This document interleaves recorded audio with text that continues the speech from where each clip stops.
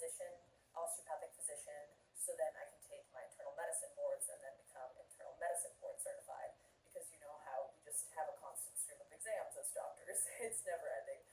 Always learning and doing exams and being tested and adapting. But that's the name of the game. So I wanted to give an update on how residency is going first, and then I wanted to show you guys my favorite features of the TrueLearn question bank and kind of how my studying is going right now.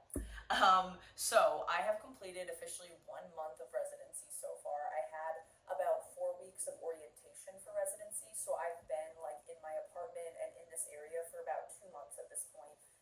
And I was doing a month of orientation in military in processing because I'm at a military residency as well. I was a member of HPSP. If you look at my other videos, you can see that. But I have been a doctor, officially, you know, doing doctor things, being the doctor for now 4 weeks. And the way that my program does it is we do 2 weeks of inpatient IM wards and then 2 weeks of clinic. And there's 8 people in my class, so it was like 4 of us did wards first, and then the other 4 were on clinic, and then we switched. So I was on wards first, and then I've been on clinic. And now I have 3 more days of clinic, and then I'm transitioning into a full month of wards. Well, a full month of from August 1st to 31st of wards. So that's going to be intense because I was tired after the first 2 weeks of doing it, and then when I transitioned to clinic, it's a little bit better hours and you get the weekends off. But when you're on wards, you are working 6 days a week out of 7 days on average. So it's crazy, like being a doctor. It is crazy.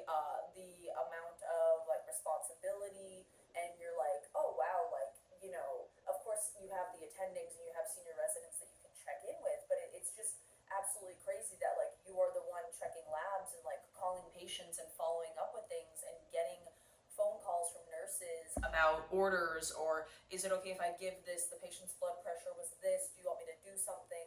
Like, it is absolutely insane, and I'm still not used to it, and I don't know if I will ever be used to it, but I will say I feel a lot more fulfilled, and I feel a lot more full of purpose and passion, and just like I belong there more so than when I was a medical student. And that's not to say that medical students are not important members of the team, because they truly are. And there are rotating medical students at my program that are doing audition rotations to potentially be doing residency there. And they are extremely helpful, and they are assets to the team, and they do help, and they present, and they help with notes, and there can be great team members. But it's just different when you don't have to introduce yourself to everyone as the student. I mean, technically I am still a student because I'm kind of the bottom of the food chain when it comes to like residency, and I have my senior resident and attendings and all of that. And, you know, some of the nurses have a lot more experience than I do, and other people on the team do, of course. But it feels different, and it's scary, and it's a huge responsibility, like I said, but I really have been enjoying it. And with that, it is, you know, kind of, I have to study for boards as well. And it's interesting because sometimes I would, you know, not feel motivated to study for boards when I was a medical student, and because things just seemed so far, like it just seemed so disconnected. And now I kind of find myself like not wanting to study because I have a lot of things that I have to do, obviously, and going to work and being a doctor takes a lot out of you, and I'm trying to keep up with my fitness routine and exercise and eat healthy and prep my meals and stuff and take care of myself and get 7 hours of sleep, but I've been getting 6 a lot of the time because I'm waking up at 4:50. You know, it's a lot, but I find that it's connected. Like, it's crazy because I truly have to know the answer to the board's questions. It truly is like very applicable, and it's like I need to know what to give this patient if they go into this type of rhythm. Like, I have to know that. Like, I need to know how to manage hypothyroidism because I'm gonna have patients. I need to know how to manage knee pain and do these special tests like the Thessaly test and the McMurray test and things like that. And I actually did that on a patient. And I actually did the Weber and Renee test on a patient too. And it's like now, like for example, the Weber and Renee test, I could never actually like get that down. And now I feel like I understand it. And yeah, it's crazy, but it's really exciting. And it's going to be a lot. Like, it has been a lot trying to study and be a doctor and take care of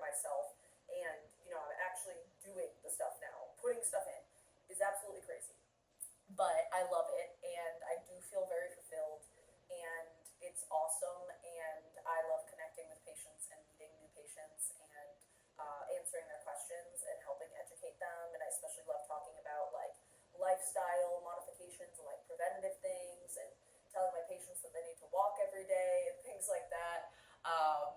Obviously it's a case by case basis. But I am going to show you some stuff that I like about the TrueLearn question bank because I have to be a doctor, but I also have to pass my boards, and I'm going to be taking them at the end of November, early December. So let me show you some of my favorite parts about the TrueLearn question bank for level 3 that I'm using to study.